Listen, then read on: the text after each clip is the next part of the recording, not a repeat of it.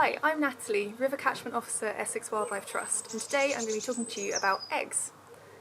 When we think of eggs, we might not necessarily think of rivers, but actually at this time of year there are loads and loads of different eggs to be found in our rivers, wetlands and even our garden ponds. But the species that I'm going to focus on today is the kingfisher. This is because although you can see kingfishers at any time of the year, it is this time of year where they're nesting and laying eggs. Worldwide there are about 90 species of kingfisher, but in the UK we only have one species, and that is the common kingfisher. You can find kingfishers in still or slow flowing waters, like rivers, lakes, or sometimes if you're really lucky, even in your back garden. In fact, kingfishers are so often associated with calm waters that they gave rise to the expression halcyon days. Greek legend has it that kingfishers, or halcyon, raise their young in nests floating on the sea in a period of calm winter weather. But the reality is actually much different. In reality, kingfishers form pairs in February. The male, this one here with the completely black beak, presents the female.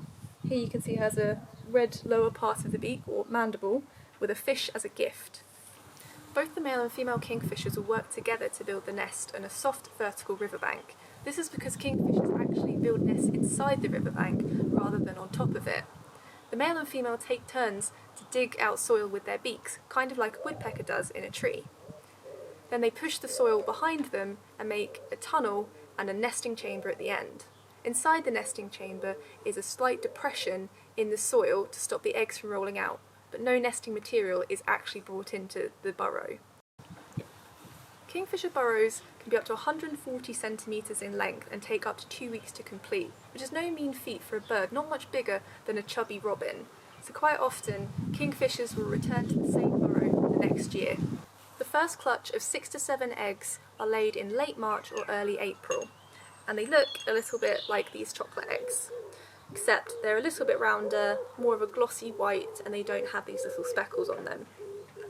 Both the male and female will take turns in incubating the eggs, and between 19 and 21 days the chicks will hatch. After about 25 days the chicks are ready to leave the nest, after they've been fed about 18 fish a day. After about 4 days their parents will stop feeding them outside the nest before moving them on out of the territory so they can start the next brood. And this can go on until about mid-July. I hope you enjoyed learning about kingfishers with me today. Even if you might not be able to get down to rivers at the moment, there's still things that you can do to protect them from home.